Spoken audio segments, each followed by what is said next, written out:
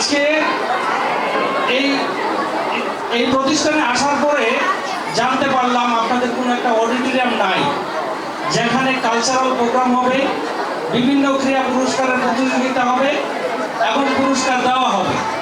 তা আমি এখন মাননীয় অধ্যক্ষর সাথে কথা বলেছিলাম, ওনারা বলেছে এই অত্র বিল্ডিংটা নাকি 8 তলা ফাউন্ডেশন আছে, বর্তমানে 3 তলা আছে।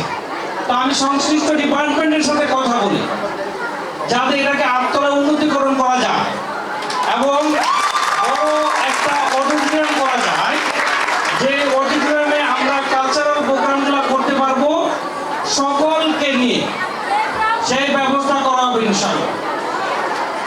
পাশাপাশি শিক্ষকদের যে এখানে 2টা শিফট চলে খুব সম্ভবত, স্কুল শাখায় 2টা শিফট চলে, শিফটিং এর জন্য অনেক শিক্ষকের অপূর্ণতা আছে। সেই জন্য আমি মাননীয় প্রধানমন্ত্রী, অত্র এলাকার সংসদ সদস্য জনাব তারেক রহমান স্যারকে অভিহিত করব এবং পাশাপাশি শিক্ষা মন্ত্রণালয়েও আমি এই ব্যাপারে খোঁজ করব যত তাড়াতাড়ি সম্ভব আমাদেরকে পর্যাপ্ত শিক্ষক দেওয়া হয়। আপনাদের কাছে আমার একটা নিবেদন থাকবে, আমরা এই পুরস্কার শুধু আমাদের গণ্ডির মধ্যে রাখবো না, এই পুরস্কার আমরা জাতীয় পর্যায় থেকে আনতে চাই। আমাদের সরকার, গণপ্রজাতন্ত্রী বাংলাদেশ সরকারের মাননীয় প্রধানমন্ত্রী জনাব তারেক রহমান ঘোষণা দিয়েছেন, উনি প্রত্যেকটা শিক্ষা প্রতিষ্ঠানে নতুন করে চালু করবেন, যেখান থেকে উঠে আসবে গায়ক, শিল্পী, অভিনেতা, খেলোয়াড়। তা আমরা চাই এই প্রতিষ্ঠান যাতে আরো ভালোভাবে এই প্রতিযোগিতাগুলোতে অংশগ্রহণ করে জাতীয় পর্যায় থেকে পুরস্কার ছিনিয়ে আনতে পারে।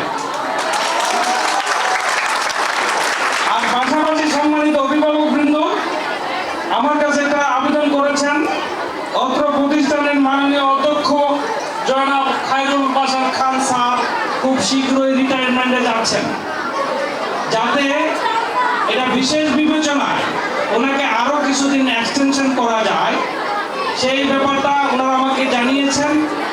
আমি নিজের উদ্যোগে এটার সম্পর্কে কি করা যায় আমি আমার সর্বোচ্চ চেষ্টা করব ইনশাআল্লাহ। স্কুল ব্যাগ এবং পায়ের জুতো উনি উপহার দিবেন।